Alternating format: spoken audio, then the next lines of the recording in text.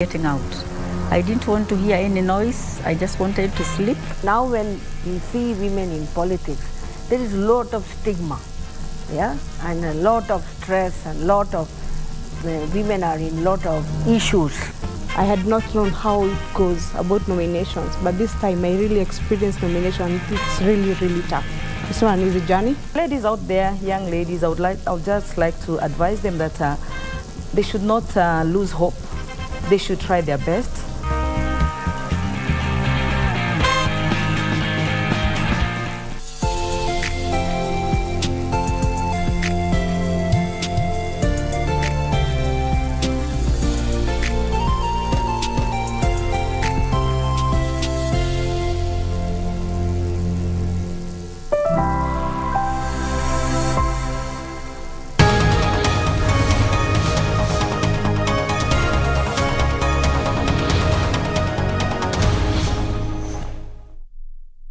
Defense and Foreign Relations, the Standing Committee on Tourism, Trade and Industrialization, the Standing Committee on Roads and Transportation, the Standing Committee, the Sessional Committee on County Public Accounts and Investments, and these statements regard the activities of various committees. And pursuant to Standing Order 52-1, the Senate Majority Leader will issue a statement on the business of the Senate for the week commencing Tuesday, 17th May 2022. This afternoon, the County Government's Additional Allocation Bill, Senate Bills number 2 of 2022, will be read for the first time by the Chairperson, Standing Committee on Finance and Budget. The principal object of this bill is to make provision for the transfer of conditional allocation from national government share of revenue and from development partners to the county governments for the financial year 2021-2022. Clause 1 of the bill provides for the short title, while Clause 2 defines the various terms used in the bill. The third clause contains the object of the bill, which is to provide for the allocation of conditional grants to county governments for the financial year 2021-2022 and to provide for the transfer of these conditional allocations from the consolidated fund to the respective county revenue fund. There will be a debate on various bills which are in the second reading stage. The County Allocation of Revenue Bill, Senate Bills number 1 of 2022, the Landlord and Tenant Bill, National Assembly Bill number 3 of 2021, the Persons with Disabilities Amendment Bill, Senate Bills number 29 of 2020, the Election Campaign Financing Amendment Bill, Senate Bills number 51 of 2021, the Employment Amendment Bill, Senate Bills number 54 of 2021, the Cotton Industry Development Bill, Senate Bills number 55 of 2021, the Sugar Bill, National Assembly Bill number 68 of 2019, the Public Procurement and Asset Disposal Amendment Bill, National Assembly Bill number 32 of 2021, the Circle Societies Amendment Bill, National Assembly Bill number 55 of 2021, the Sustainable Waste Management Bill, National Assembly Bill number 22 of 2021, the National Cohesion and Peace Building Bill, Senate Bills number 19 of 2021, and finally the County E-Health Bill, Senate Bills number 39 of 2021 by Senator Judith Pareno. If you're just joining us, these are some of the bills which will be debated today, and thereafter there will be division so that the senators can decide on whether or not this bill should proceed to the next stage. If you're just joining us, the business of the Senate is about to commence now. I will hand you over for this live broadcast, which has been made possible by the KBC and PBU. My name is Edward Kabasa. Good afternoon. Honorable Senator, let us pray. Almighty God, as a servant whom you have been placed for leadership position in this republic, we seek guidance to treat and consider all matters that shall come under the administration in so just and faithful a manner as to advance the peace, prosperity, and welfare of our country and of those whose interests are committed to our church.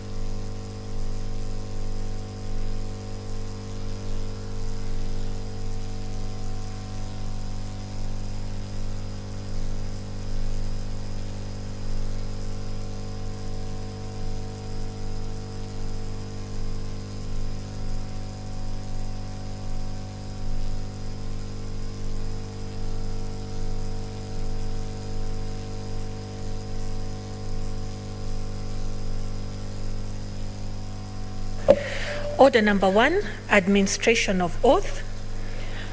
Order number 2, communication from the chair. Order number 3, messages.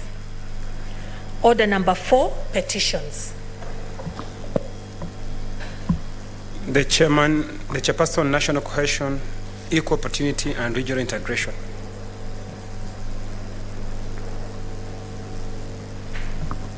The chairperson seems not to be there, so deferred. Next order.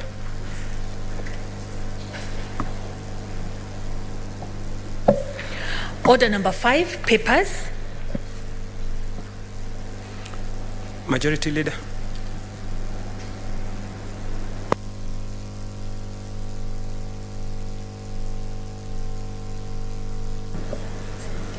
Mr. Speaker, I beg to lay the following paper on the table of the Senate today, 12th May 2022.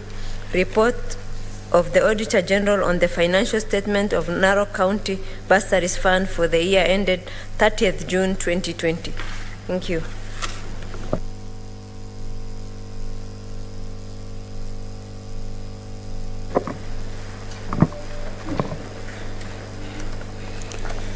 Honorable Senators, we have communication from the Chair on the visiting teachers and students from Maliku Girls Secondary School, Kitui County.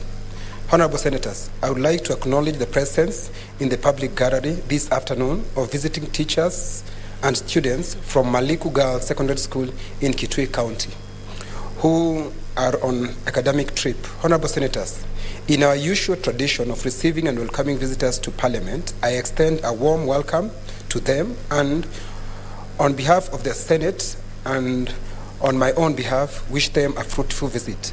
I thank you.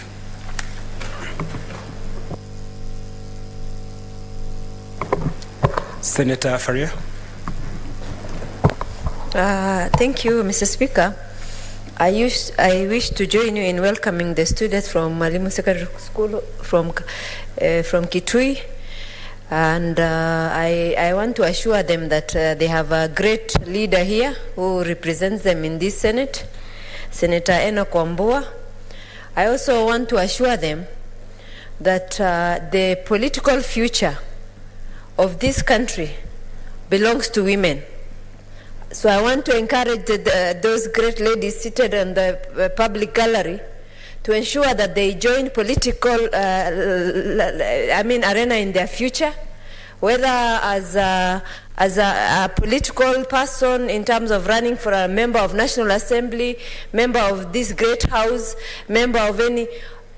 And I also have a dream that one day the president of this country will be a woman. We have the numbers and we need to take advantage of that. And I want to assure ladies, you have a great opportunity. And if you looked at the trends of even school performance, girls' schools have been doing well. So I want to encourage you to work hard. I want to encourage you to create linkages. I want to encourage you in life. It is the linkages that you make with your colleagues that matter in the future. And you make sure that you don't lose, your colleagues along the way as you go to universities, as you go and work. Make sure that at least you hold each other's hands. The only way women can succeed in this country is if we hold each other's hand. And we have sung about two-third gender rule for too long. It is high time women decided this is our time. It is high time women decided we shall vote each other. And I encourage you to encourage your parents. If you see any woman in a ballot box, please tick, because she is going to make you very proud. We are tired of all these men that we keep on recycling. It is time for women in the leadership in this country, and I see a great future in this country. What is it, Senator Omugeni?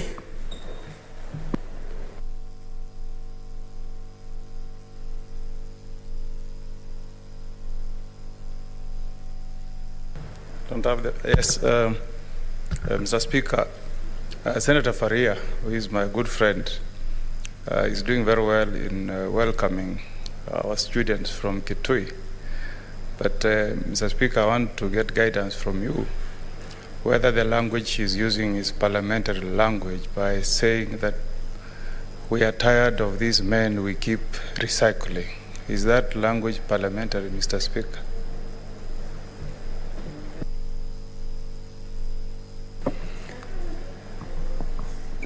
Senator,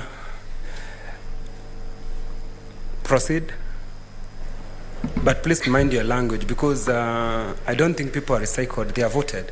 If a person is performing, then they can be voted. That's not recycling. Mr. Speaker, some of them are not performing, and people keep on electing them. That's why I have a problem with that recycling, Mr. Speaker. Order, Senator.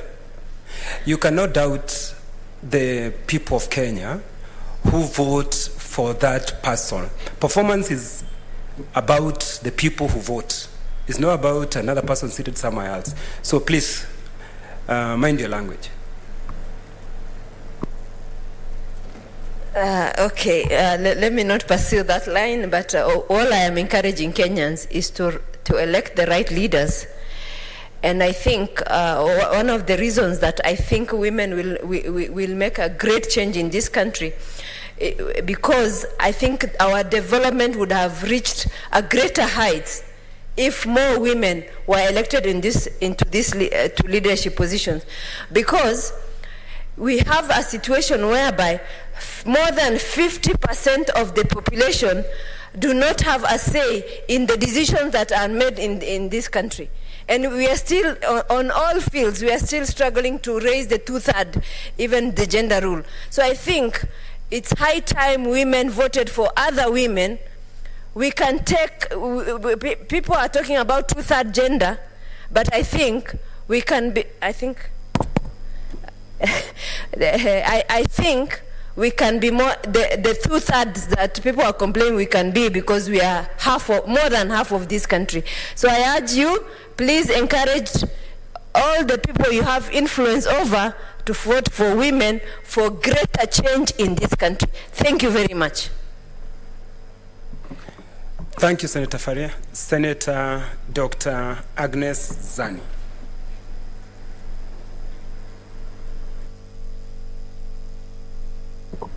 Thank you, Mr. Speaker, for allowing me to join you in welcoming our teachers and students from Maliku Girls Secondary School in Kitui County.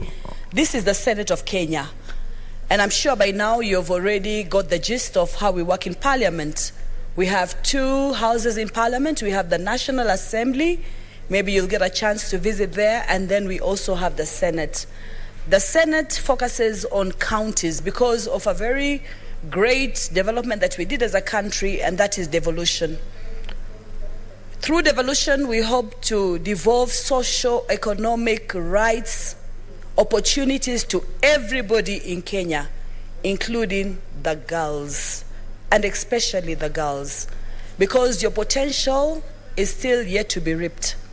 There's so much for the girls, Mr. Speaker, from this country. The leadership of this country is waiting for you. You have a step to make in this country. We've made our step in our time. We're hoping that you'll make yours later. I'm happy you're here this afternoon to hear us, the senators, debate on various issues. We deal with issues within the counties, financial management within the counties, how money is appropriated at the county level, how social and economic systems work within the counties.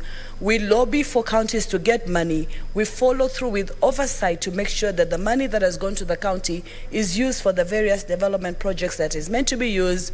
We want to ensure that IFMIS systems and management systems within the counties are working. So there's a lot of work, but you have a role to play too. And I can tell you the future is bright. The future is female. The future is bright. I want to encourage you in your studies as you proceed to build yourself and your nation, that you do a good job, and God will bless you. And I'm sure one day you'll stand tall and proud as a young girl from Kenya. I thank you, Mr. Speaker. Thank you, Senator Agnes. Senator Gertrude Msulve. She's online.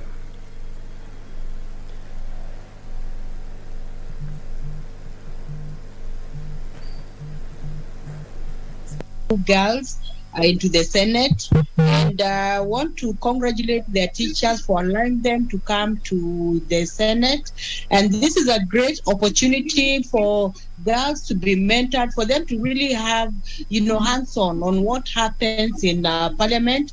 And I would like to encourage the girls to work very hard in school, because girls, you have the time. This is the opportunity you have to decide your destiny, because it is through education that will decide on what your future will be like. Some of you I can see, in this house, some of these girls I can see them being doctors, some of them I can see them being legislators, some of them I can see them being nurses, some of them I can see them, driving Kenya into greater heights. But this can only be realized through school. And I want to tell you girls that it is we have reached a time when girls are coming out of their shells and even deciding the shape of the family, the shape of the nation, and the shape of the universe. So I just want to encourage you to work hard so that you become great leaders in this country. You become also useful in nation building. Thank you for giving me this opportunity.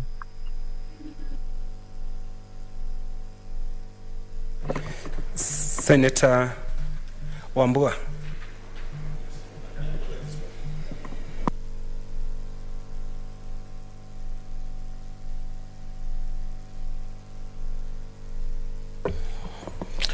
I thank you, Mr. Speaker, for giving me this opportunity to join you and my colleagues to welcome the visiting delegation of students and teachers from Maliku Girls Secondary School.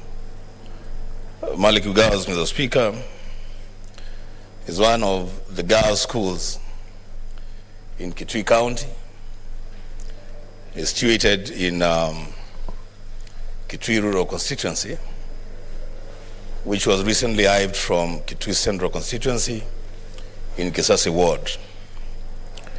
Mr. Speaker, I take this opportunity to welcome the students, the brilliant girls and their teachers to this chamber, and to tell them that this is where the able senator, who a lot of people like calling the super senator of Kitui County, deals with issues of devolution and push the agenda of funds following functions in Kitui County.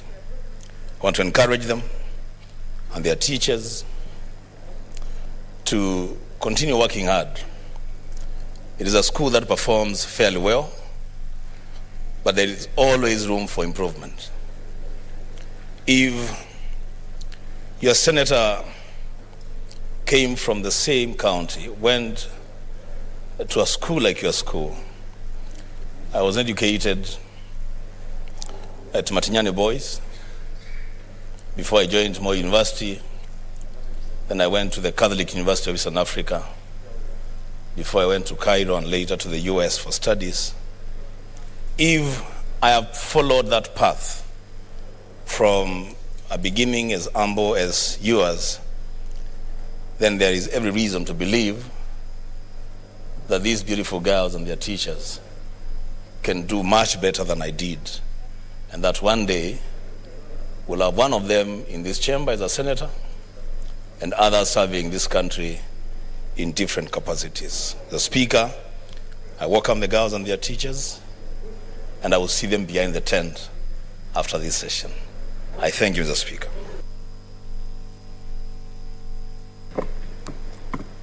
Thank you. Next order.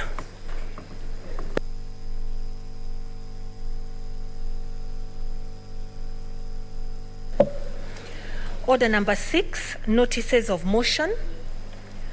Order number 7, statements.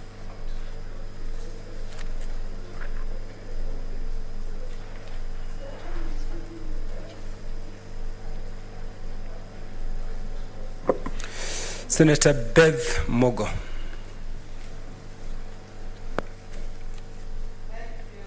Mr. Speaker, sir, for the opportunity for me also to greet the students and teachers and also to welcome them to the Senate. I think I stand with the words said earlier by the Deputy Whip, Majority Faye, and Honorable, all those who have spoken welcoming the girls. Because for many years now, for me, the last now almost 30 years, which I have served in this parliament, starting from the National Assembly and now Senate, I have talked about women and girls and advancement. Indeed, I moved the motion for affirmative action in Parliament soon after Beijing, and that's Conference for Women. And that's how it was found its way to Bomas, because Parliament passed it and recommended it to Bomas and the chairmanship of Guy. And that's how the affirmative action found its way to our Constitution. So we should not be ashamed to speak and to say that time is ripe for women to hold high positions in this country. And there is no harm. I don't think Senator Faye spoke anything derogatory by saying it's time we should also elect women to high positions. When I was first elected in Dagoretti in 1997, so a lady said to my husband, when my husband was wearing a cap supporting me, I'm going to elect a woman. What can a woman do for me? That was the mentality then. So what Fahia is saying, it's not that mentality anymore. Women, we must get up and support other women. And if we do that, we can win any seat in this country. We are not saying that the men will not be the presidents, but we want also women to share and be presidents sometimes. And that time is now. But of course, we don't have a woman who is competing at the moment. But I want to say and to emphasize what Fahia said. We have parliaments in this Africa, like Rwanda, where women are majority in parliament, and there are many in the Senate. And then, in the National Assembly. And we have seen in Scandinavian countries, which has majority women leaders, even to the highest office, they are highly developed. So, and I think that's what Senator Fahia was saying, that women are development conscious. So we should have a mix of leadership. And we are hoping that even Azimio will see sense to this and have a woman for the deputy president. That we start with. Mother Kara is there, who is doing very well and who has served a long time in government in very high positions. So we support, but we are not saying the men should not. I think we should not be mistaken for that. So welcome, and I want to encourage you that you can reach any height. Of course, your own governor, who I have worked with in parliament and in cabinet for a long time, you have a good role model just next door. So we thank your senator who really stands with you, and that's how you found your way here. And we hope you will take home something to the other girls. Work hard, do well. And we have seen women are even leading, girls are leading in the exams these days. Karibuni, welcome, and we stand with you. Thank you, Speaker. Oh, and the teachers. I'm sorry, Speaker. I should also include and thank the teachers. I address so much the girls. If without the teachers, we wouldn't be here. And you girls, you wouldn't be here. Thank you, teachers. I was a teacher myself. That was my first job. And I'm a trained teacher. So I know how hard work the teachers do. Thank you, Speaker, for allowing me. Senator Beth Mogo, you can proceed with your personal statement. Thank you, Speaker. I wish to make a personal statement under Standing Order number 53 in order to express my gratitude to this House, honorable members, honorable Speaker, Board of Management, and the staff for standing with me following the sad passing on of my dear husband, Ambassador Nicholas Murata Mogo. And this is the first time I'm coming to the House in this new year. It's still new to me. Mr. Speaker, sir, I want first to thank Speaker Honorable Kenneth Lusaka for personally attending memorial service for my husband. Also the Deputy Speaker, Honorable Dr. Margaret Kamar, who also came several times to the House.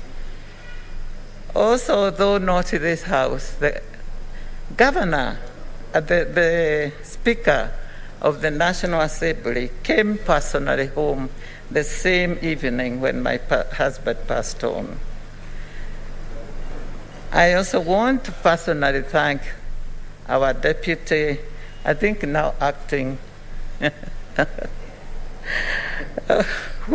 Chief Whip for majority, for kindly she came home, and I know she organized a lot here because a lot of members sent her to my home to console and also to bring some support, my material support. I also thank all the honorable members, all of you, for great contribution to support the expenses, prayers, visits who came personally, and I can't really thank you enough. I also want to thank the Senate Board of Management, led by the very able clerk of the Senate, who is also the Secretary to Parliamentary Service Commission. He led a delegation to the House, and I was very, very touched. The staff, is so many, our health committee, which I'm a member, also visited to the members and the secretariat. I can't thank you enough, but I did think that although I haven't been coming, I've been working through Zoom, I wanted to come and give my thanks personally to all of you.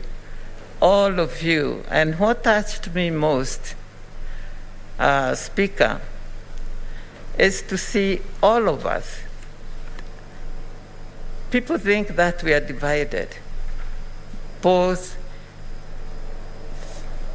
the opposition, the majority, those who are in different camps, those who are in Azimio, those who are in One Kenya. It's One Kenya. Oh, we used to call it Tanga Tanga. Everyone, Speaker, supported. So Kenyans should see that we don't need war because of elections. We should not have in Kenya out there people fighting because they support different presidential candidates. Here in the leadership, in the House, we are together. I went through this difficult time when my husband passed on, and all of you together supported me. So I really thank you, and I hope Kenyans can take that. And we know that elections come and go. We are all Kenyans. We are friends. We should not fight because you don't support the presidential candidate I support. Kenya is one. Kenya is much more important than any one person. And Kenya is our country. We won't have another country. We should not burn it with passion. And I believe it will be peaceful because so far it is going well. But I really urge our people that we don't have any, even after elections, after announcements, nothing happens to divide the people or to call the people out for anything. Let us keep Kenya safe. Let us keep Kenya the way it has been, peaceful, because we are like an island. We know our neighbors. There have been turmoil. But Kenya, God has blessed us with peace. Let us keep that peace. And you young people, we keep on saying you young people, you are leaders of tomorrow. You are leaders of today because tomorrow is today. Today will decide what will be tomorrow. So think of the country, and the young people should not be used for mischief, for organizing rowdy things when somebody else is coming whom you don't like. When you're out there, just welcome everybody and listen to them.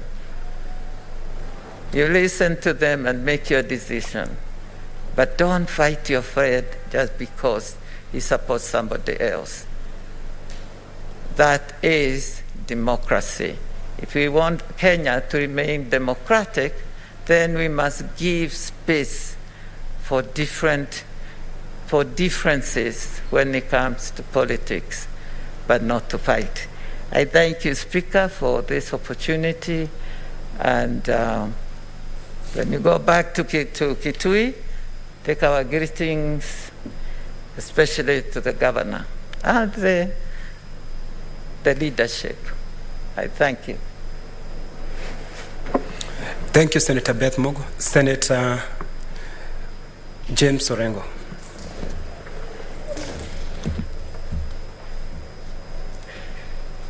Thank you very much, Mr. Speaker. I also rise to welcome the students from Maliku Girls Secondary School from Kitui. And it's good that their distinguished senator is here, the bishop, who is one of the very hardworking senators in the Senate. And I would follow the footsteps of Senator Beth Mugo and ask the students to pass our warm regards to the people of Kitui. I, for one, people don't know that when I started my legal practice, a lot of work I was doing in Machakos and Kitui. I went to many courts in Kitui, many courts in Machakos, Makueni, the entire Ukambani region. And at that time, when I started practicing in Kitui and Machakos and Makueni, just like in any other parts of the country, there were very few people in that region in the professions. You go to a courtroom, and there would hardly be any women who are practicing as advocates or sitting in the bench. But right now, the situation is very different. Some of the most senior lawyers, celebrated lawyers in Kenya, have come from that part of the country, Ukambani as a whole, particularly Kitui. Kitui has produced 2 chief justices of the Republic of Kenya, which is not a mean achievement. And right now, one of the lady governors in the country, Governor Charity Ngilu, is in office in Kitui. We did a lot of good work with her in the fight for democracy and change in the country. I would want to encourage the students from Maliku Girls Secondary School that the future is great, particularly for women. If you look across the country, across the world now, some of the countries we never thought would be led by women now are led by women. They're producing some of the best leaders in the world. In the whole of the Scandinavian region, governments are led by women, including currently in Sweden. And if you go to Asia, constantly leaders that are being elected in many republics in that part of the world are women. So the future is great for those of you who will work hard. And you know, in Kenya we've got a constitution that recognizes the right of everybody. And in this parliament, a lot of you now know that there have been complaints there, and in fact there was a petition to the Chief Justice that the Houses of Parliament are not properly constituted. We should not have more than 1/3 of any gender in any of the chambers of Parliament. And up to now, we have not achieved that goal. It's a constitutional obligation and a goal which has not been met. And even the political parties now are faced with the problem of trying to ensure that the candidates who offer themselves to run in the next elections comply with the provisions of the Constitution that would enable more women to participate in lawmaking, because they constitute a majority, if I may actually avow and assert that actually the women are the majority in the country as opposed to men. So I wish you well, and hope that you finish your careers, not careers, but your school study and your exams whenever you'll be taking them, and come out with flying colors and be able to serve the country, Kenya.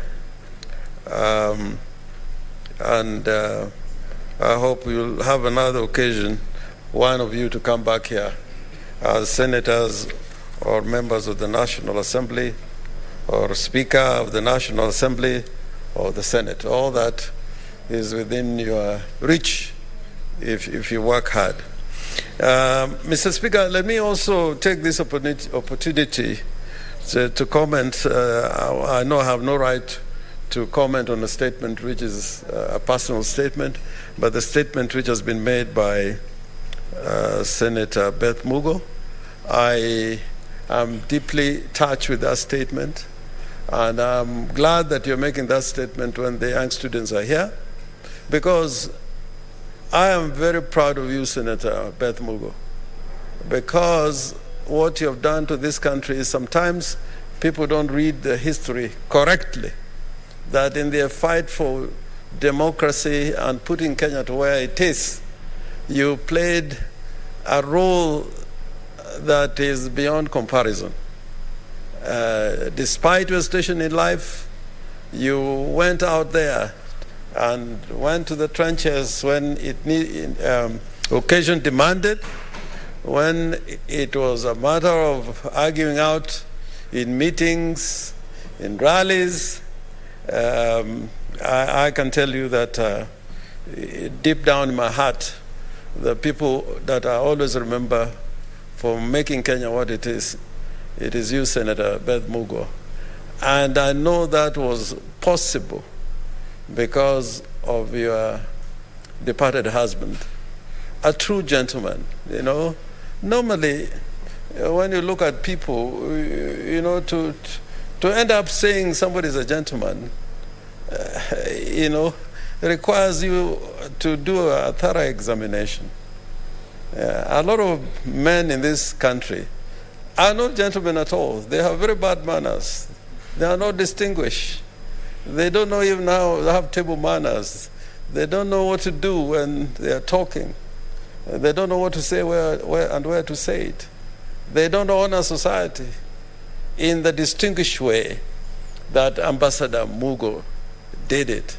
One of the first very few ambassadors we had in this country.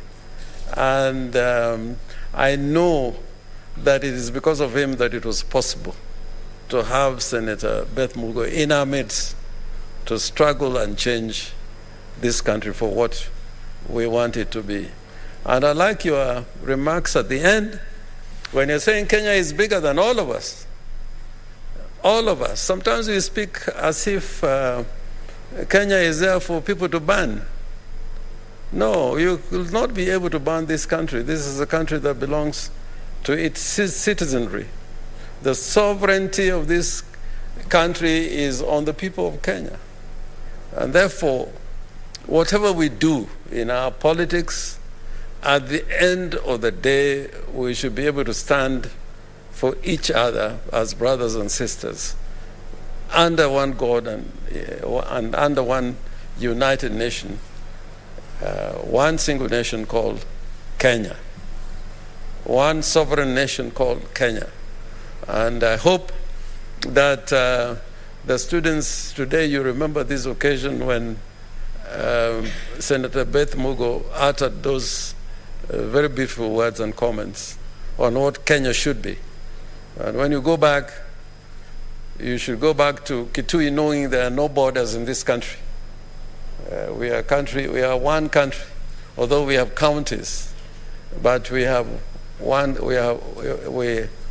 country which we must defend and act in the interests of this country to the end. And therefore, Beth Mugo, I hope you continue to be strong and continue to serve this country in the manner you have done. I am grateful to Mr. Speaker for giving me the time to make those few remarks. I thank you. Thank you, Senator Rengo. Senator Moses Kajwang.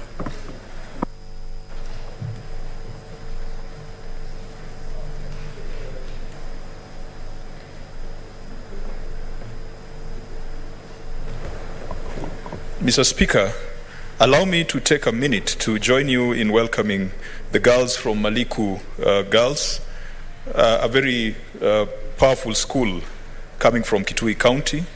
Mr. Speaker, also allow me to congratulate the Senator for Kitui for being a good role model, because if the Senator was not a good role model, they wouldn't have chosen to come to the Senate. I know that the schools in my county would choose to come to the Senate to come and see their senator in action, to come and see Senator James Orengo, to come and see Senator Pogisio. And so to the young girls who are at this point trying to figure out what they're going to do in life, I want to encourage you that there's nothing impossible. I want to encourage you that gender should never hold you back.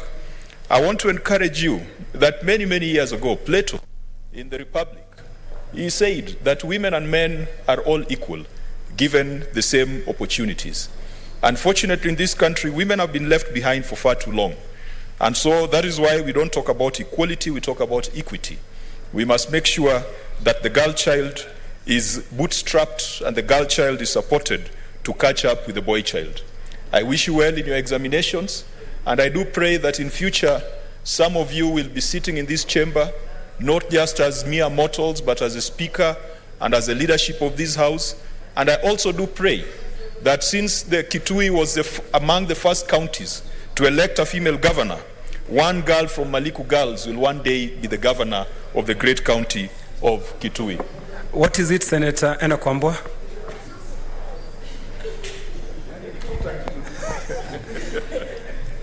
Thank you, Mr. Speaker. I don't know why Senator Kajwang is anxious about my point of order. I am just wondering, Mr. Speaker, whether it is really in order.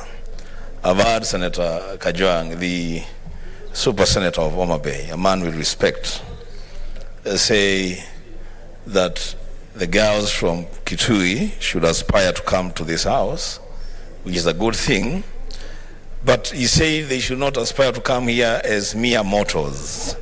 They should come here as speakers and majority leaders. Mr. Speaker, is it in order for the Senator of Homa Bay to refer to the rest of the senators seated in this chamber as just mere mortals? Mr. Speaker, is it in order?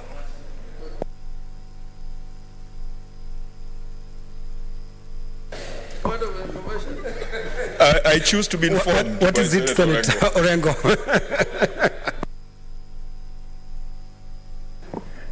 I think Senator Kajwang was very right.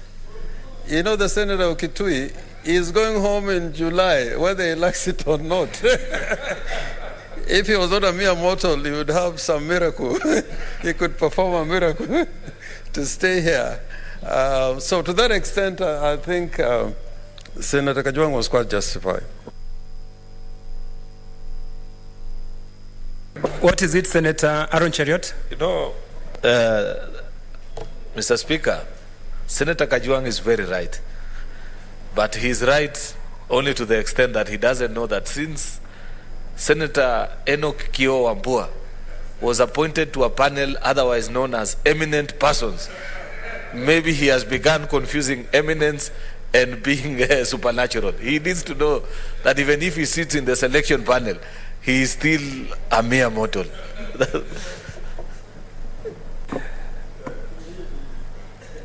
Mr. Speaker, indeed the Constitution says that leadership is an opportunity not to govern, not to rule, but it's an opportunity to serve. And I do think that we sitting here, even though we've got that very big stature of senators, we should not be bigger than the people that we represent.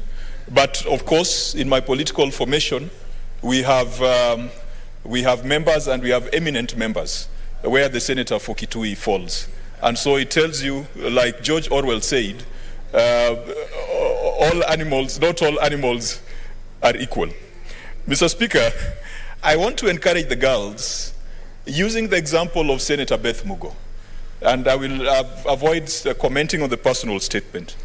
And I want to tell the young ladies, Senator Beth Mugo speaking here, and speaking as softly as she spoke today, many of you might not recognize her. When Senator Beth Mugo was elected to Parliament, that was 1997, as a member of Parliament for Dagoretti. That followed a lifetime of commitment to multipartyism, to democracy, and the opening up of the democratic and political space in this country. Many people want to jump in when things are ready. Beth Mugo did not wait to jump in when things were ready. Beth Mugo. What is it, Senator?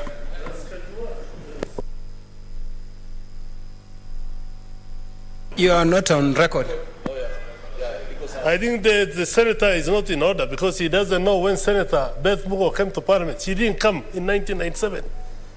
She came earlier than 1997. If I'm not wrong, 1992.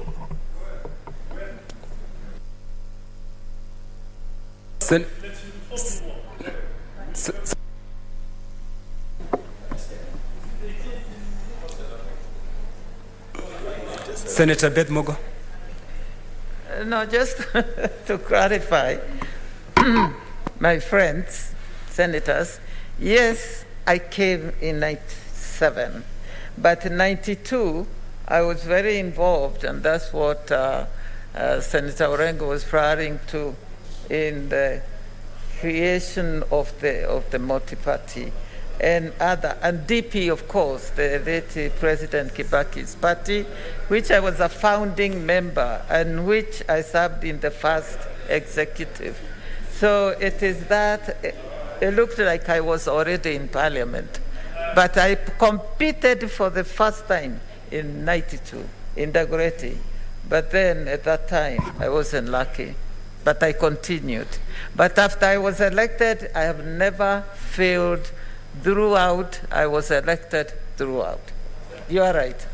Thank you, Chair. I stand guided. But you know, I was also elected in 97. And when I came in 97... Senator Abdullahi, I have not given you the floor.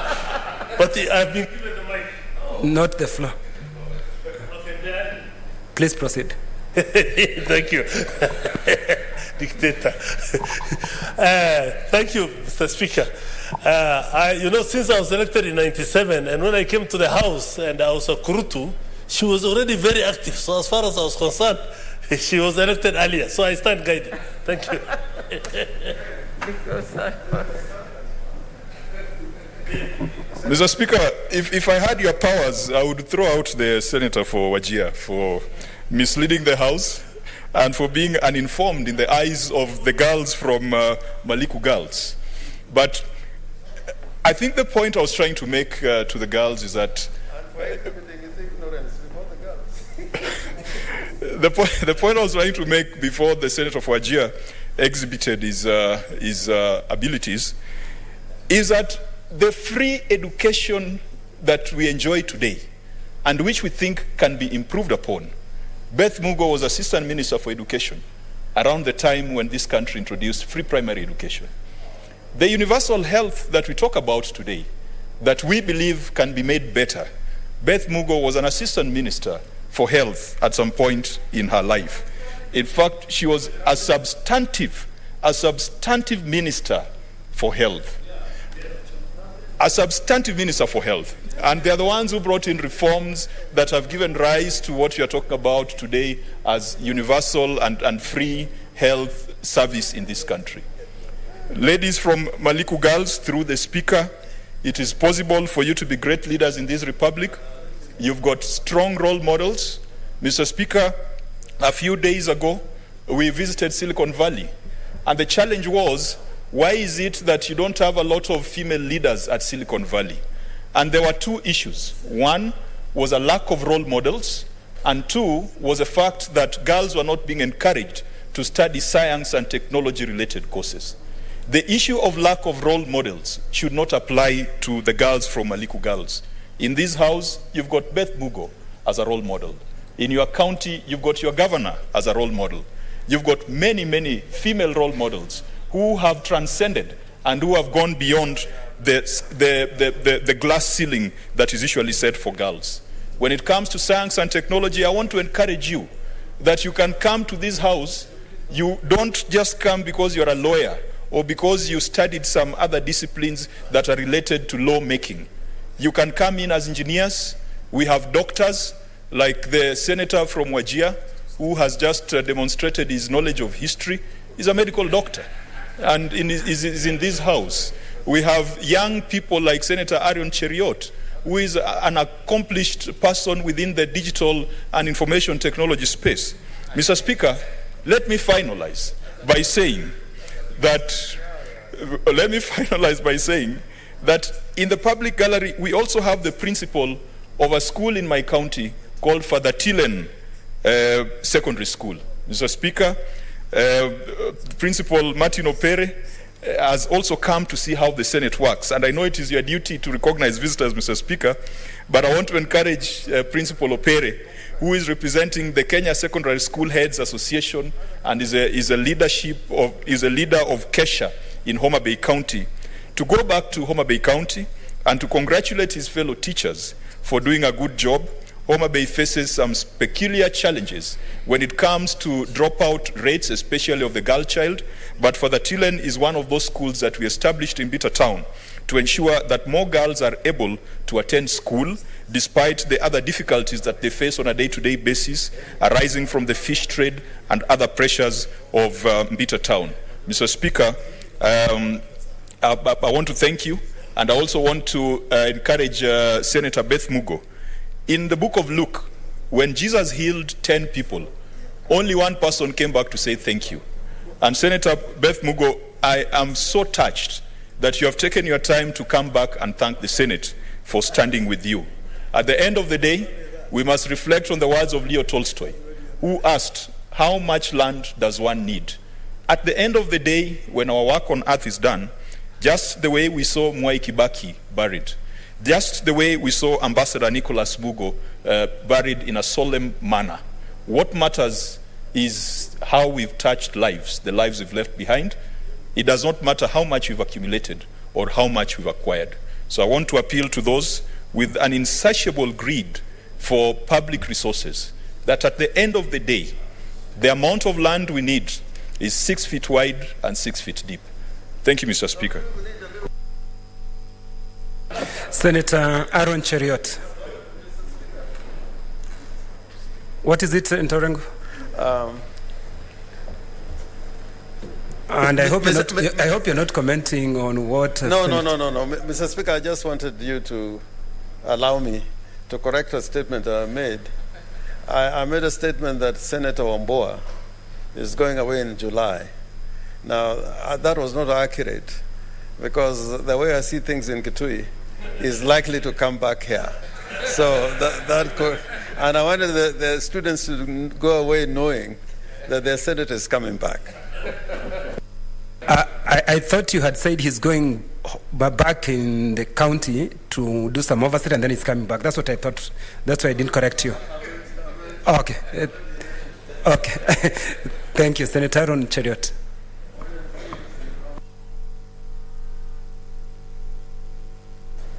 Oh, thank you, Mr. Speaker. I didn't know that Senator James Orengo can scare Senator Enoch Wambua that much, that he has harassed him to the point that the leader of the House has to retract back his wrong prediction. It's not a right one.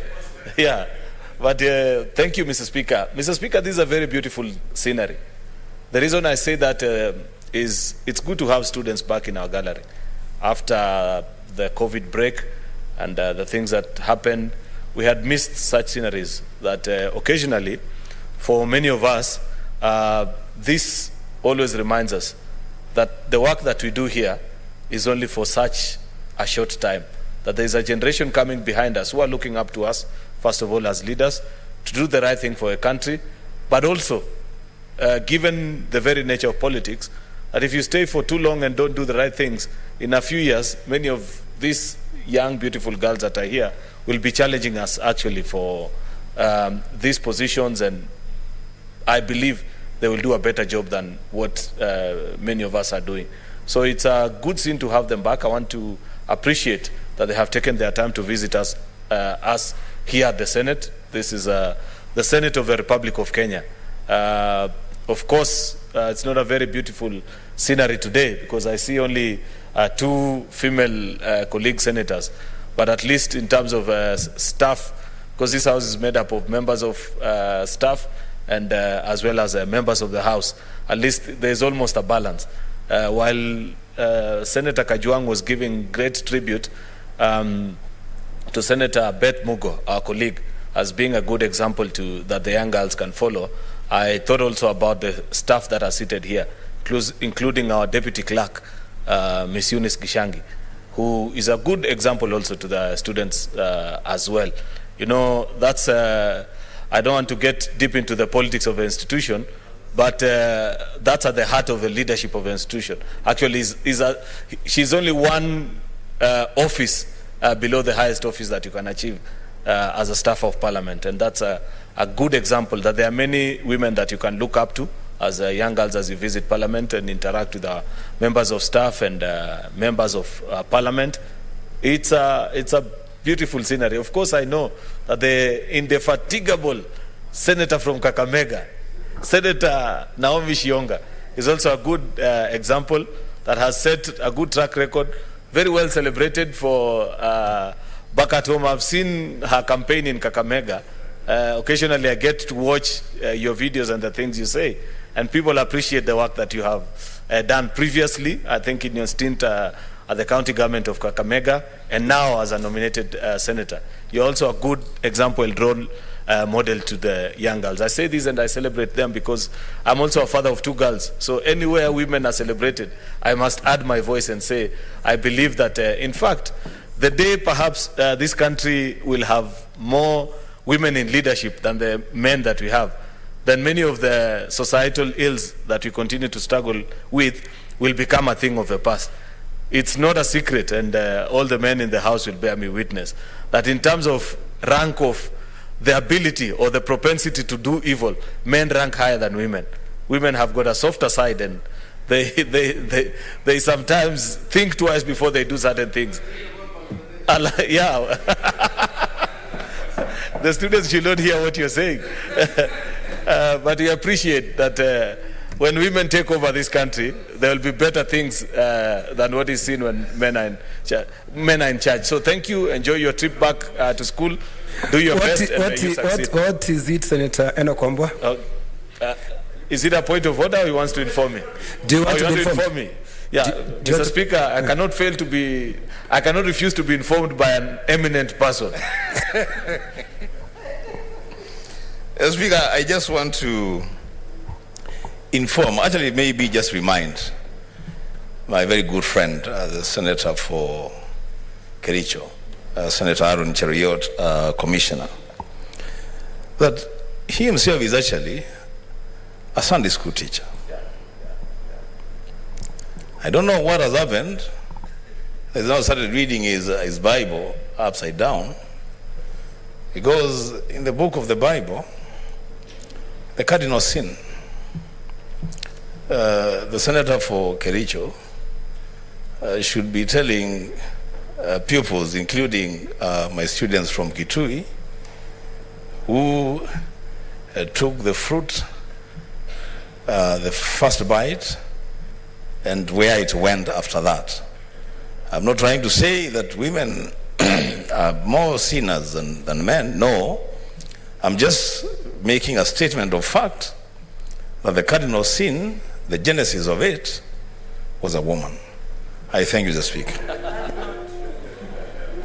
You know, Mr. Speaker, Senator Wambua forgets one thing, that if you read the Bible properly and want to lay or apportion blame, then you'll realize that the greatest travesty of justice committed in the Bible was, of course, false accusation and eventual crucifixion of Jesus. The Sanhedrin was a body consisted of 12 men. There was not a single woman. The Pontius Pilate, who finally gave the final decree that Jesus be crucified, was a man. He agreed with the crowd and he said, okay, if you want, I can assure you, Senator James Orengo, if it was a woman, they would never have given out such kind of an edict. If there were two women in the Sanhedrin, what is it? Not the kind of men that were there. What is it, Senator Beth Mugo?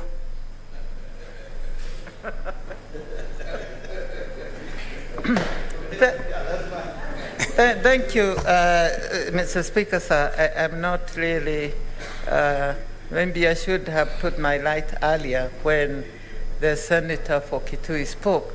But then I just wanted to add that even if we go with the argument that the senator for Kitui, Honorable Senator, gave us, then it proves that the men are too weak.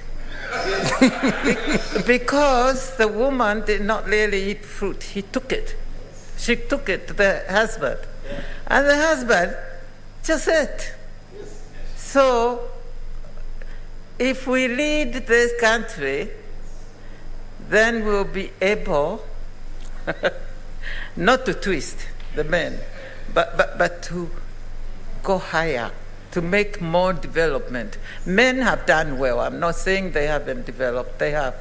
But we need also a woman's eye to look at this country with the woman's eye, because we are created a bit different and we are given different talents by God. And He wants all of them to come together so the country can really just run. But it's working. Thank you.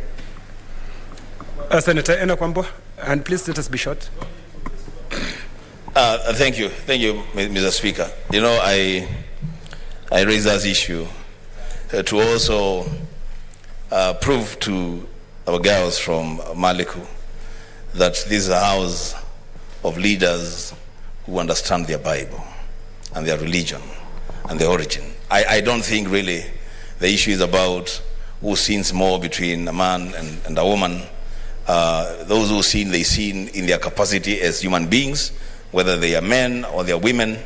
But it's important to take note of the fact that we have a leadership in this house that has got its roots deeply rooted in religious issues, including Islam and Christianity, and that's the whole point.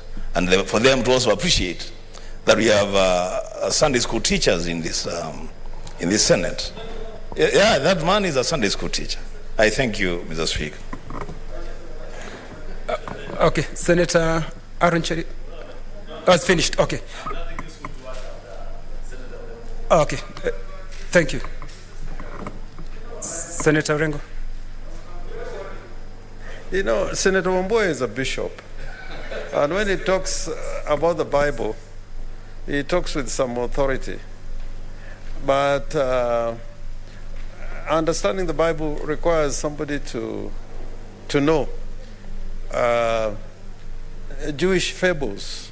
You know, the Bible is a story written at a particular time in history. And if you take the words literally, they can mean different things. Like, generally, if you look at the Bible, the way the Bible talks about women sometimes may lead somebody to the conclusion that women are not to be honored. But that is not true. He's on a point of order, Senator Blair. Yeah, so if you read stories about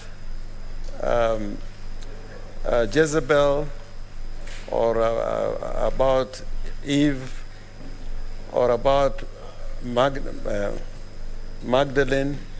you know, there are stories which are written in a way that you'd think that women are not quite to it morally.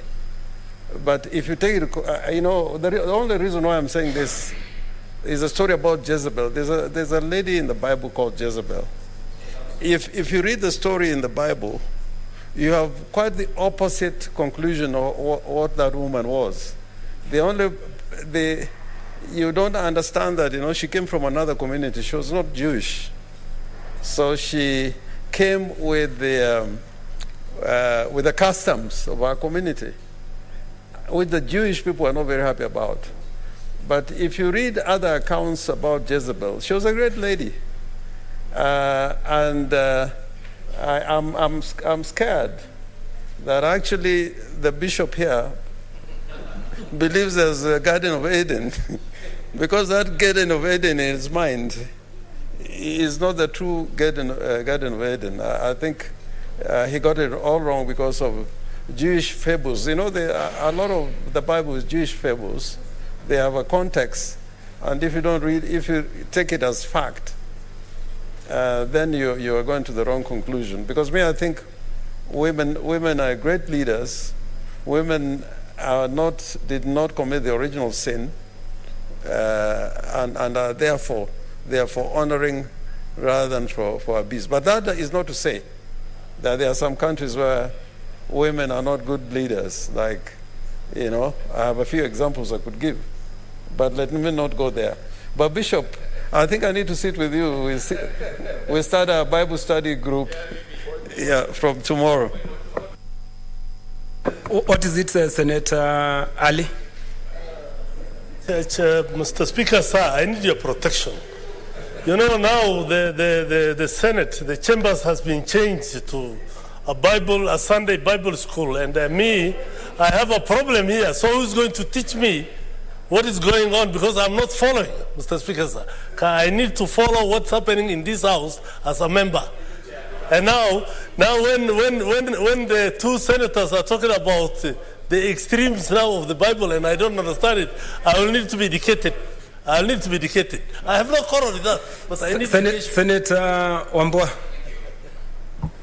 But Mr. Speaker, to the Senator of Wajir, nothing and no one has stopped you from quoting the Holy Bible of Quran.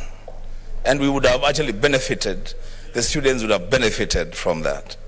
And to my leader, yes, we will have a conversation of a Bible study session. But yes, women are celebrated in the Bible, in fact, so much. I'll tell you, there's a woman called Esther who saved an entire community, the Jewish nation. When there was a plan to exterminate the community, she's the one who went to the king and caused the entire community to be saved. There is Ruth, there is Naomi, there's so many of them. So, thank you, Mr. Speaker. Senator Kajwang. And please let us stop this point of order so that we can go to the next thing. Mr. Speaker, I am a Christian, and a very devout Christian. I fellowship in the Seventh-day Adventist Church. But when I'm in this house, I am guided by the Constitution. Article 8 of our Constitution says there shall be no state religion. And Mr. Speaker, we cannot, on the floor of this house, seem to project one religion over the other. Even though the preamble of our Constitution starts by saying, we, the people of Kenya, acknowledging the supremacy of the Almighty God of all creation. This house must recognize and acknowledge the supremacy of Almighty God of all creation. But it should not take a particular position that might give the impression that this Senate subscribes to one religion or the other. And Mr. Speaker, at the end of our preamble, it says, God bless Kenya. And I want the girls also to reflect on the words of the national anthem. The introductory words, O God of all creation, bless this our land and nation. It is not, O God of the Christians. It is not, O God of the Muslims. It is not, O God of the Hindus. It is, O God of all creation. And so, Mr. Speaker, I would urge that you guide this House to comply with Article 8 of the Constitution and ensure that even though we've got personal preferences And we've got different routes that we use to get to the kingdom of God. Let that not be projected on the floor of the House. Thank you, Mr. Speaker. Thank you, Senator Kajwang. Members have noted that. We go to statement by Senator Okongo Omogeni.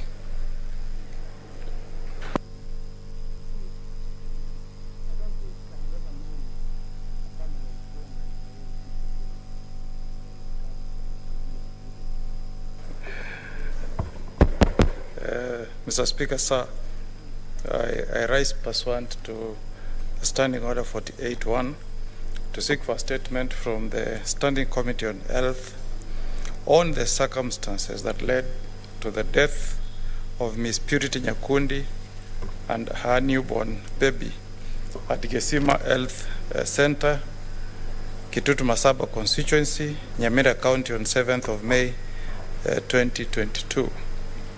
Mr. Speaker, in the statement, the committee should, 1, shed light on the circumstances that led to the death of Miss Purity Nyakundi and her newborn baby, which occurred at the said Gesima Health Center, Kitutu Masava constituency, Nyamira County on 7th of May 2022, while Miss Nyakundi was giving birth.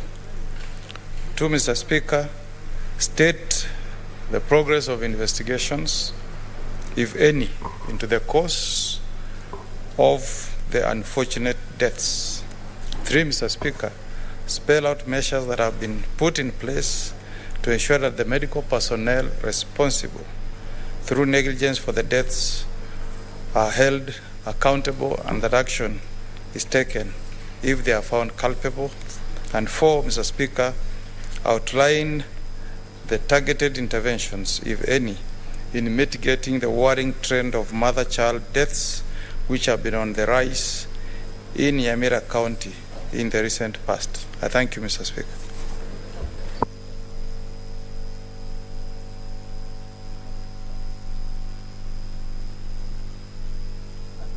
Senator Okongo Omogeni, you had 2 statements.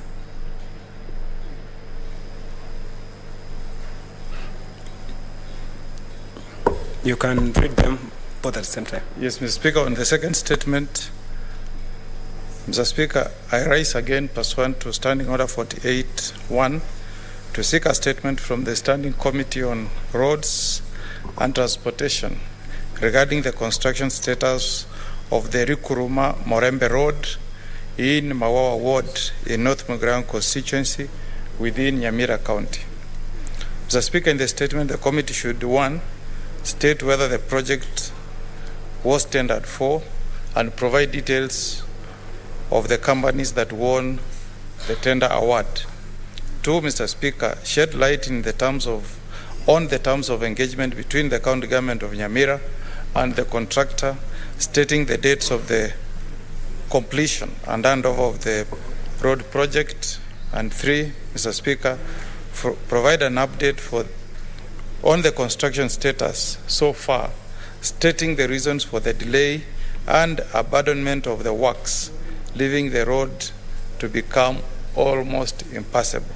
Thank you, Mr. Speaker. Senator George Haneri.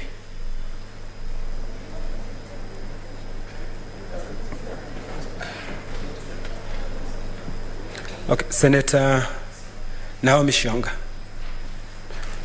commenting on the statement of Okongo Omogeni. Mr. Speaker, sir, thank you. I would want, first of all, to support the statement by Senator Omogeni. Mr. Speaker, sir, looking at the circumstances at which the deaths of Purity Nyakundi and her newly born baby at the health center, the Kesima Health Center, Mr. Speaker, sir, it is so sad that at such a time or period in time, we are losing life of a mother and a child. This is a whole generation that is lost in a facility that nowadays we count on devolution government having equipped our facilities, having devolved function, health facility, health systems or health as a devolved function.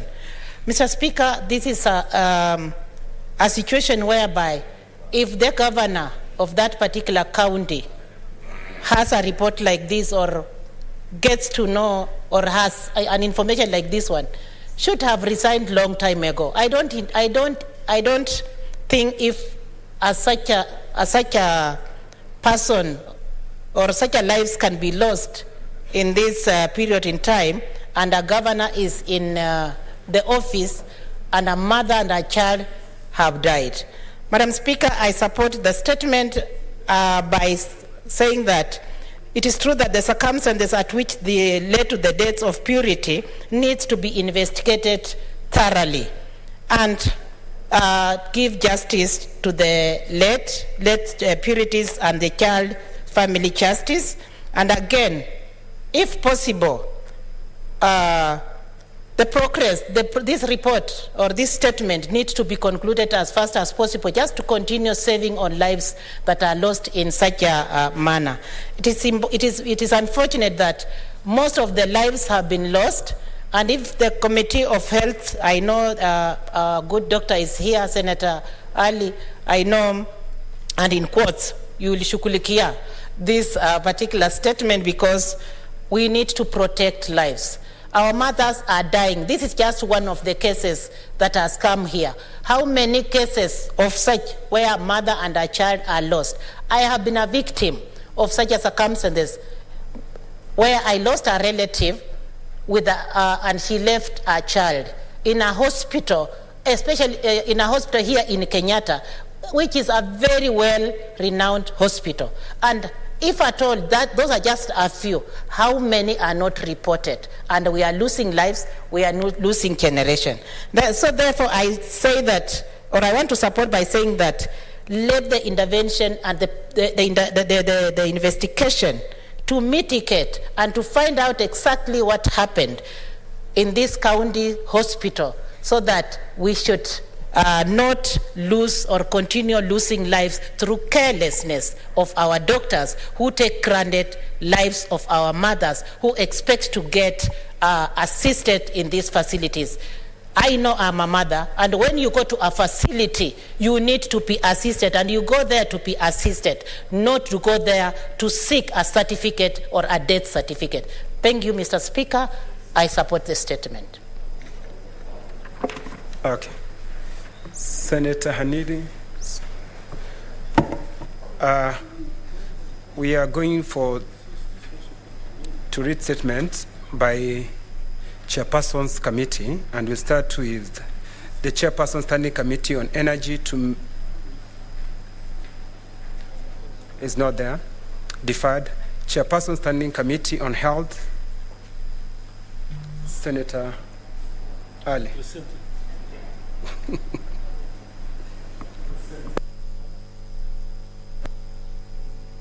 Speaker, I stand here to represent the chairperson of the Committee on Health on the statement on the activities of the Standing Committee on Health, January to April 2022.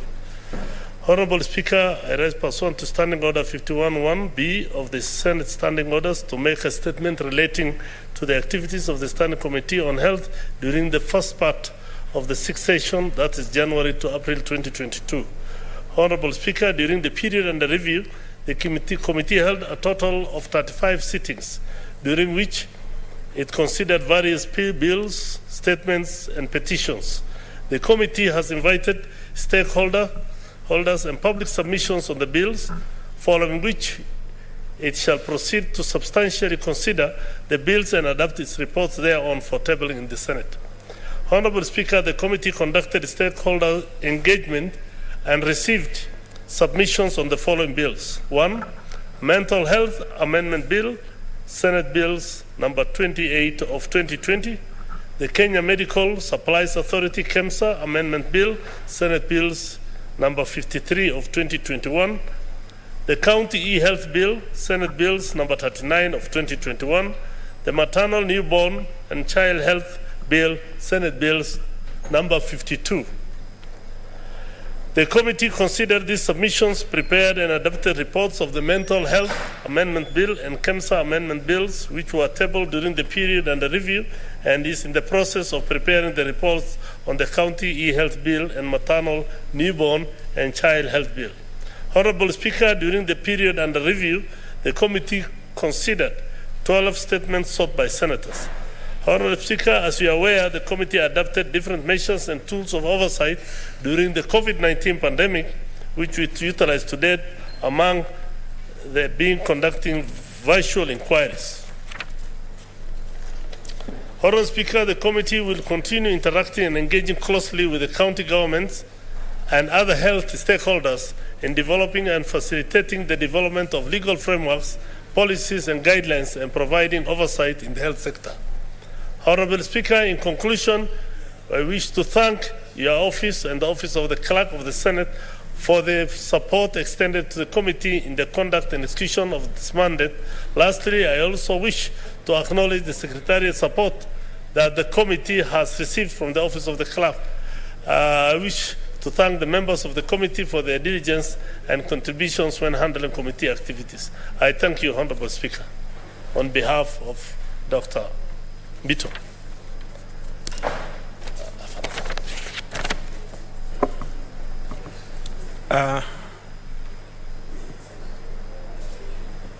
Chairperson, Standing Committee on Tourism, Trade, Industrialization. Thank you, Mr. Speaker. I also want to give statement relating to the activities of the Standing Committee on Tourism, Trade, Industrialization, pursuant to Standing Orders 51-1B for the period from January to April 2022. From the onset, Mr. Speaker, and this one is not on the statement, I wish, as the chairman, to complain that this committee has had a rough time for the last 1 year because of lack of quorum. And the committee has only 3 active members. So when we are only 3 in the part of the 9, the committee has had problems with quorum, and that's why the committee has performed very poorly. Honorable Speaker, during the period under review, the committee has held a total of only 5 sittings, considered 2 bills and 2 statements and 1 petition. The committee also participated in the 7th Annual SACCO Leaders Convention that was held on 22nd to 26th February 2022 in Mombasa County. The bills are as follows. Honorable Speaker, with regard to the bills, the committee considered the following bills: the Street Vendors Protection of Livelihood Bill, Senate Bill number 7 of 2021. During the period under review, the committee proposed and finalized the Street Vendors and Protection of Livelihood Bill, Senate Bill number 7 of 2021, and the report of the bill was adopted and tabled in the Senate. B, the SACCO Societies Amendment Bill, National Assembly Bills number 55 of 2021. The SACCO Societies Amendment Bill is sponsored by the leader of Majority Party.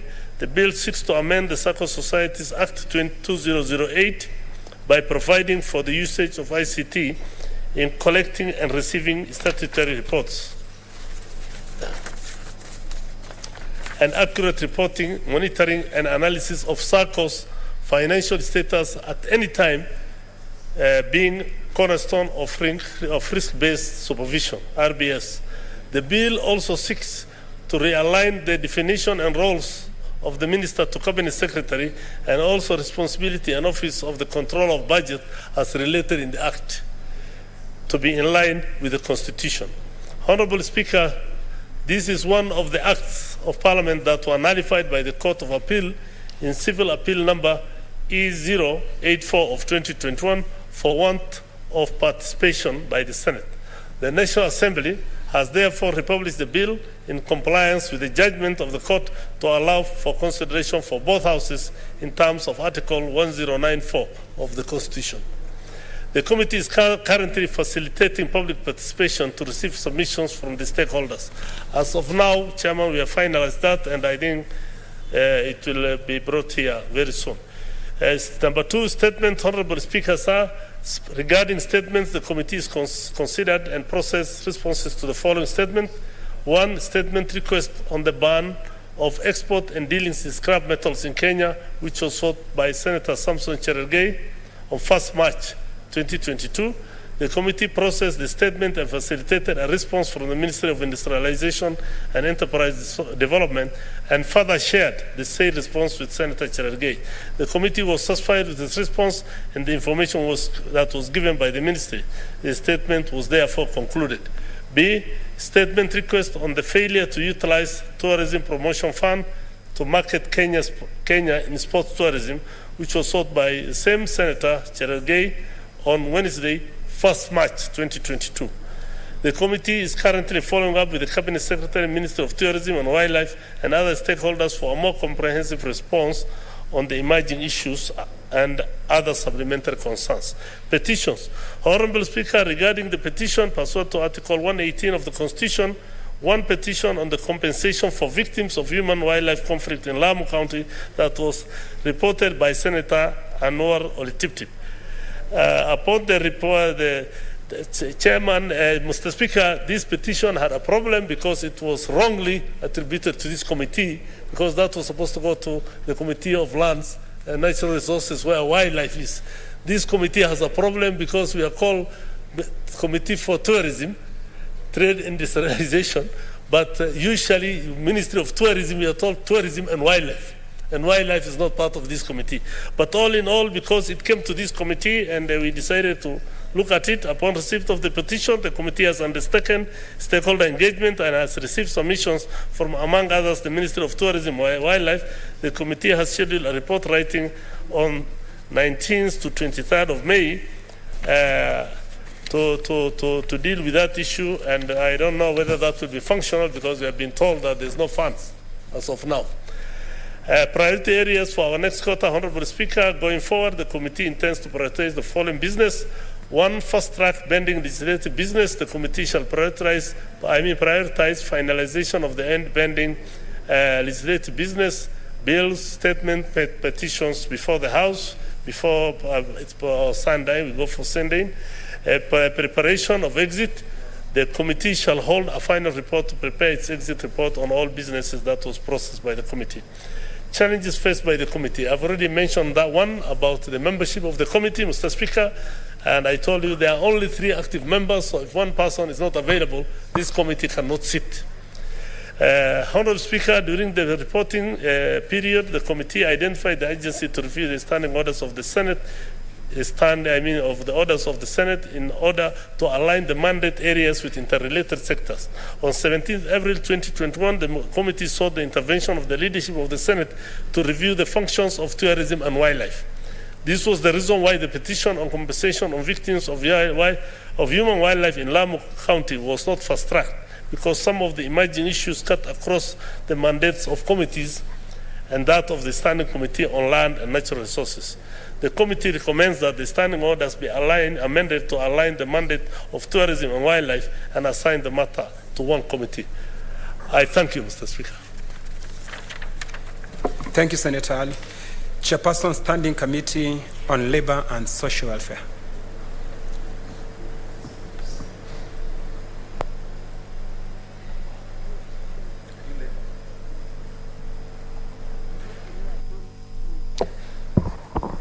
Thank you, Mr. Speaker. I'm a member of the Standing Committee on Labour, and so I'm doing it on behalf of the Chair, Labour Committee. Mr. Speaker, sir, I stand to present a statement on the activities of the Standing Committee on Labour and Social Welfare from the 1st January to 6th May 2022. Pursuant to Standing Order 51(1)B of the Senate Standing Orders. Honorable Speaker, I rise pursuant to Standing Order 51(1)B of the Senate Standing Orders to make a statement relating to the activities of the Standing Committee on Labour and Social Welfare during the first quarter of the 6th session, that is January to May 2022. Honorable Speaker, during the period under review, the committee had held 18 sittings so far, during which it considered various legislative proposals, bills, statements, and petitions. The committee transacted the following business during the period under review. Bills. Honorable Speaker, The committee considered and tabled reports of the three bills during the period under review, namely 1, the Employment Amendment Bill 2021, Senate Bill number 51 of 2021. 2, the Sports Amendment Bill, Senate Bill number 40 of 2021. And 3, the Community Groups Registration Bill 2021, National Assembly Bill number 20 of 2021.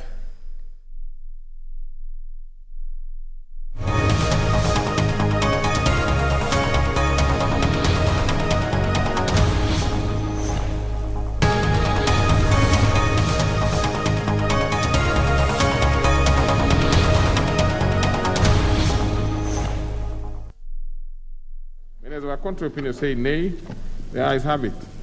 Clause 62. I propose a question which is that clause 62 be part of the bill.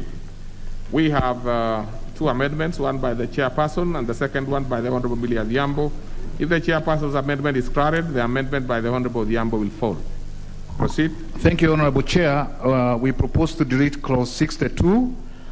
This relates to the county governments, which the laws of the county governments, which will be redrafted or now redrafted as 63A.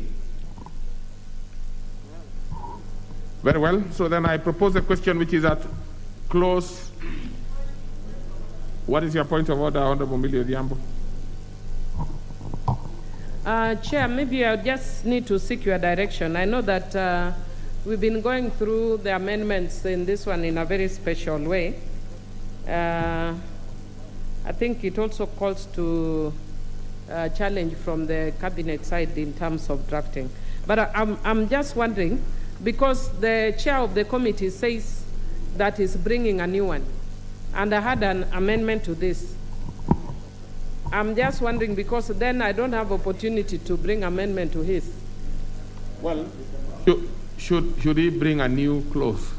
That you in fact, if I were you, you should, as he thinks of bringing a new clause, you should be discussing so that you see whether you can merge your thoughts on it and bring something that, contains what you have in mind and what he wishes to bring. But for now, there is obviously no way you can proceed with the amendment because... I know. Yeah, so I think that's the best thing that you will do. Since you do not know that proposed amendment, neither do we have that information. So we would want to, we don't even want to, to anticipate it. But at the point of him bringing, you will be free because it will still be in this session. So you'll be free to bring an amendment because you will be reacting to something that has been brought, if it does not go well with probably what you want to achieve. Suggestion? Yes. Chair, perhaps because he's yet to bring, and my amendment was just trying to ensure that there is equity and equality in distribution within the county. Because sometimes what our governors do is they look at the sides which voted them and ignore other areas. So maybe if they can just look at that when they are bringing the amendment, then I won't need to bring my own amendment. Okay. The chair is in the house, so I'm sure. Hard chair, we will do that. Thank you. Okay. So then I propose a question which is that clause 62 be deleted. And I put the question which is that clause 62 be deleted. Will as many as with that opinion say aye? Aye. And as of a contrary opinion say nay? The ayes have it. Clause 63. I propose a question which is that clause 63 be part of the bill. Now we have the chairperson Labour and a proposal by the Honorable Edith Nyenze. If the chairperson's amendment is carried, the one by Honorable Nyenze falls. Chair? Thank you, Honorable Chair. I propose that clause 63 be deleted as indicated in the order paper. Again, Honorable Chair, this clause is on county government functions, which is now rearranged in a new part. Very well. So then I propose a question which is at clause 63 be deleted. Yes, the Honorable Millie Adhiambo. Chair, I have no problem because I think the chair is trying to reorganize and reorder. I just wanted to go on record that Honorable Nyenze had requested me to move her amendment and had already notified the speaker, just so that it goes on record. Thank you. Okay. So then the fate will be as earlier pronounced, but now done by a different person. So I propose, I put the question which is that clause 63 be deleted. Will as many as of that opinion say aye? Aye. Many as of a contrary opinion say nay? The ayes have it. Clause 64. I propose a question which is that clause 64 be part of the bill.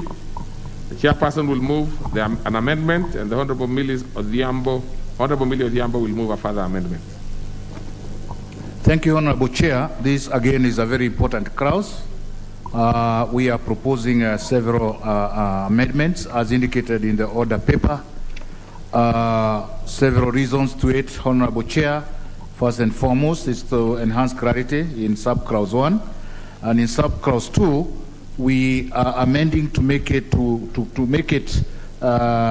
shorter for the foster care, for the rescue centers to keep the children once they are taken care there, Honorable Chair.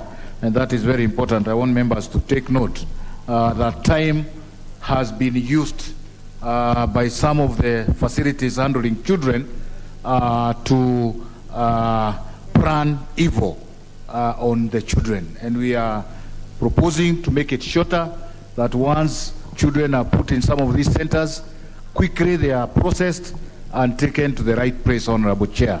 So that is very important, and one of the very important things that we are bringing in. So there are those several amendments that we are bringing in, mainly to focus on the period that our children will be kept in some of these facilities. We are also amending sub-clause 5 to clarify the role of the Cabinet Secretary in establishing rescue centers and pave way for the collaboration with the county governments. Again, something that was a missing link that was there. We also deleting sub-clause 3 and 4 in order to retain establishment of rescue centers as a function of the Cabinet Secretary. This is because if we left it open, it will be interpreted in many ways, including police officers or person in charge of the centers refusing children giving certain reasons, Honorable Chair. So we want to tidy up all these, but mainly focusing on time. Honorable Chair, I beg to move. Very well. I propose a question which is that clause 64 be amended as proposed by the Honorable Kabinga. Honorable Millie, you want to speak to this before a decision is made? Chair, I wish to... Actually, you probably don't need to, because you are coming, it's actually going to be a further amendment, so you'll have a say. Okay, thank you. So then I think we can dispose of the chairs first. So then I put the question which is at clause 64 be amended as proposed by the Honorable Kabinga. Will as many as with that opinion say aye? Aye. Many as of a contrary opinion say nay? The ayes have it. Now let's go to the Honorable Millie Odhiambo's further amendment. Thank you, Chair. Chair, I wish to propose that clause 64(1) be amended as per the order paper. And Chair, what I'm seeking is to ensure that the Cabinet Secretary shall, in consultation with the Council and by notice in the Gazette, establish child rescue centers in every county. Our counties actually have sufficient monies to establish these centers. So there is no reason for, say, a child who is being rescued in Homa Bay to be taken to Migori or Kisumu or Kisii when we actually have counties. It also makes our counties more responsible. But I also just want to say that I want to thank the Chair for some of the proposed amendments in the same clause, Chair, which actually resonate very well with the realities. Because you see in subclause 7, which he says the child rescue center may admit a child to its care in emergency, but also by an authorized officer or any person who sees a child is in need of that care.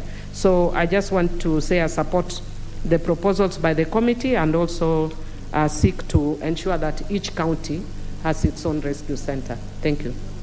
Very well. So then I propose a question which is that Clause 64 be further amended as proposed by the Honorable Millie Odhiambo. I put the question which is that Clause 64 be further amended as proposed by the Honorable Millie Odhiambo. As many as of that opinion say aye. Aye. Many as of a contrary opinion say nay. The ayes have it. I put the question which is that Clause 64 is now amended be part of the bill. Will as many as of that opinion say aye. Many as of a contrary opinion say nay. The ayes have it. Clause 65. I propose a question which is that Clause 65 be part of the bill. Honorable Millie Odhiambo, you have a proposal. Thank you, Chair. Chair, I propose that Clause 65 be amended as per the order paper, and what the amendment seeks to do is to ensure that the child protection units that are established are desegregated by gender with clear sections for boys, girls, and intersex children. And Chair, so long as we provide for this in law, then many of us can actually, different agencies can ensure this happens, like we are actually exploring the possibility of setting one in Suba North with the police. And our women reps can establish with NGAV. And the national government can also do it, so long as it's in the law. So I think we need to just ensure that there is desegregation by gender for intersex, girls and boys. Thank you. So then I propose the question which is that Clause 65 be amended as proposed by the Honorable Millie Odhiambo. I put the question which is that Clause 65 be amended as proposed by the Honorable Millie Odhiambo. Will as many as of that opinion say aye, and as of a contrary opinion say nay. The ayes have it. And I put the question which is that Clause 65 as amended be now part of the bill. Will as many as of that opinion say aye, many as of a contrary opinion say nay. The ayes have it. Clause 66. I propose the question which is that Clause 66 be part of the bill. We'll have the chair, and if the chair's proposal succeeds, the Honorable Millie Odhiambo falls. Thank you, Honorable Chair. Honorable Chair, this is another drastic proposal by the committee. We are proposing to delete Clause 66 and substituting thereof with a new clause which will be coming in, Clause 66. Honorable Chair, I call this drastic because having had public participation with many stakeholders, the committee came to a conclusion that this country needs to close down children care institutes, what we refer to as CCIs, over a period of 10 years, and encourage the country to move into the direction that other countries are moving, and that is of family care, instead of putting children into homes, Honorable Chair. And this has been done in places like Rwanda very successfully. We believe that direction will ensure that we bring up our children who are in need of care in a family setup and not in a home that looks like a cage, Honorable Chair, bringing up children that are not well guided in the family life. So, Honorable Chair, we propose to delete this one and replace it with a new clause. Honorable Chair, I beg to move. Very well. I propose a question which is that Clause 66 be amended as proposed by the Honorable Kabinga. I put the question which is at Clause 66. Let's have Millie Odhiambo, since this will have direct impact on what he wants to propose. Thank you, Chair. Whereas I have no problem with Clause 66, I just wish to withdraw to the attention of the Chair that actually by this provision you are not stopping people from institutionalizing children. I know that it's a government policy not to institutionalize children or to institutionalize them as a means of last resort, but provided these stringent standards is actually laudable, it's actually good, and on these ones I don't even have a problem with the penalties, because the other one, my problem was we are penalizing people for running programs. But in this one, it's running a home. Running a home is a totally different thing because sometimes a lot of the homes is where you get a lot of abuse. I know that from experience. The only challenge I face, Chair, is that I know that he's deleting and bringing a new amendment, which then, because I think the way we are moving is bringing very complex ways. So I don't know whether I would request the Chair to adopt one of my amendments and bring it as a further amendment. And my amendment would be at B, specify whether institution is intended for the accommodation of male, female, or intersex children, or for all, because that is just clarity in terms of the children who are in the center. But otherwise, because the others are actually affected by the proposed deletion and reworking. So the only one I think of mine that might still hold may be that. But in light of the fact that we are moving a deletion, perhaps with your guidance, Chair, you could advise, because it moves a deletion, but it doesn't quite affect my B, yet in a way it affects because there's nothing further to amend. So that's why I'm requesting the Chair to look at my clause 66. Which one? My proposed amendment in page 995, which is appearing as 66B in What mine. is the gist of your amendment? The gist of my amendment is to show or to clarify whether these homes are accepting male, female, or intersex children, or all, that it needs to clarify when you set up such institutions. So that's all. The rest, of course, will follow. Thank you, Chair. And what is your proposal, the Honorable Chair, in the substitution?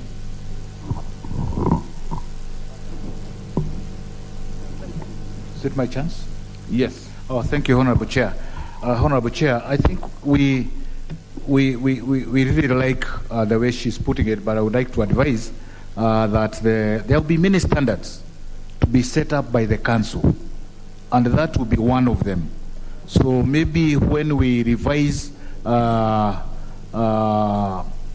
section clause 35, new clause 35 as it will come, that's where you need now to see whether what you are proposing or what, Honorable Chair, sorry again, I'm addressing a directory. I forgot that you advised me. Honorable Chair, I think that's where when the member will see whether the standard she's bringing in is taken care of or not. But I'm assuring her that there will be many standards. Having observed many gaps in the running of these homes, we are proposing serious measures to be undertaken by the council so that the homes can be run in the appropriate way. Thank you, Honorable. Honorable Gishimu.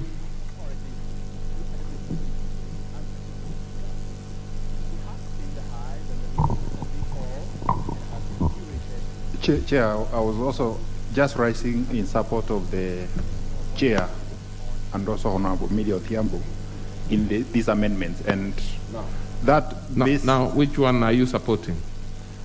Is it the chairs, or because there are two? Both the chair and by the way, it would be maybe you should speak to the amendment which is on the floor, because the Honorable Millie's one. We are trying to see if there is any procedure that's been done, but it looks like it's only going to work if there is a recommittal.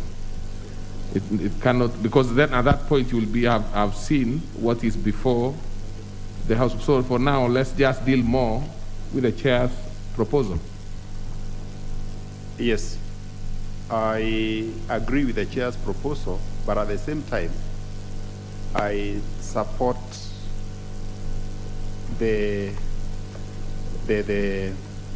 what Millie Odhiambo has also said, that at least we should have specification of the gender somewhere to avoid a situation whereby these children are mixed up and may also lend to the abuse that we are whatever. But I'm happy that the chair has agreed to accommodate at some point before the bill is concluded.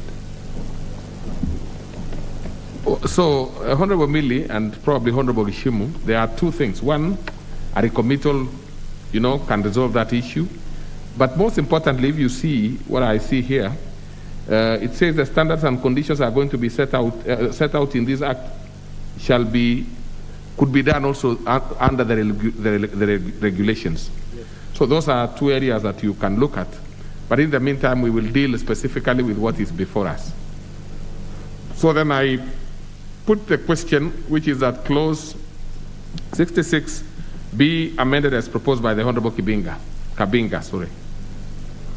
Will as many as with that opinion say aye? Aye. Many as of a contrary opinion say nay? The ayes have it. I put the question, which is at clause 66, be as amended, be now part of the bill. Will as many as of that opinion say aye? Aye. Many as of a contrary opinion say nay? The ayes have it. Clause 67.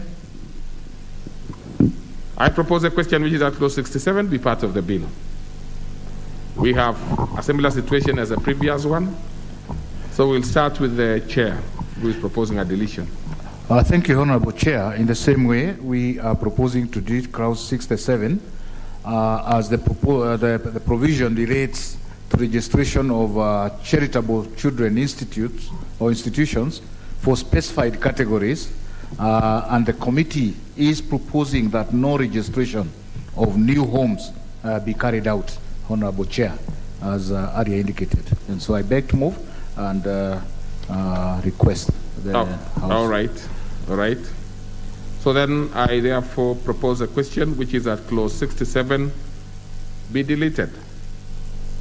And I put the question which is at clause, maybe I should give the Honorable Diambo on this one first.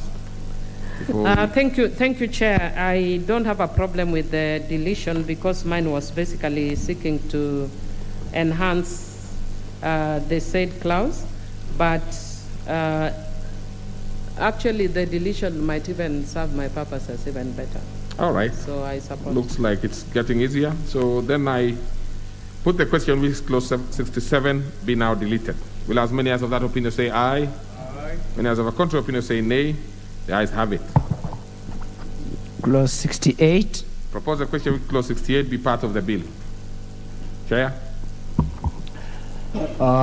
Honorable Chair, I propose that clause 68 be amended as indicated in the order paper, and this seeks to enhance clarity on the clause, which aims to safeguard the welfare of children by ensuring that existing children institutions are not managed by criminals, Honorable Chair. Very well. So then I propose a question with clause 68 be now amended as proposed by the Honorable Kabinga. Honorable Manzo. Thank you, Chair. Chair, the clarity put in clause 68 is very important, Chair, because a lot of time we are relying on conviction other than also somebody with proceedings before a court of law. And this one relates even to an investigation or proceedings and not just conviction. And I think, Chair, this makes it much better, Chair, owing to the fact that the welfare of children is the main thrust in this new law and the way the courts have settled it in judgment so far. Thank you. Very well. So then I propose a question. When I put the question which is at clause 68, be amended as proposed by the Honorable Kabinga. Will as many as of that opinion say aye? Aye. And as of a contrary opinion say nay? The ayes have it. And I put the question which is at clause 68 as amended be now part of the bill. Will as many as of that opinion say aye? Aye. And as of a contrary opinion say nay? The ayes have it. Clause 69. I propose a question which is at clause 69 be part of the bill. Honorable Millie Odhiambo, you have an amendment on this one. Thank you, Chair. Chair, I propose that clause 69 be amended as per the order paper. And Chair, what clause 69 does, it provides for the overriding objectives of charitable children institutions. And in subclause 2, it says the placement of a child in a charitable children's institution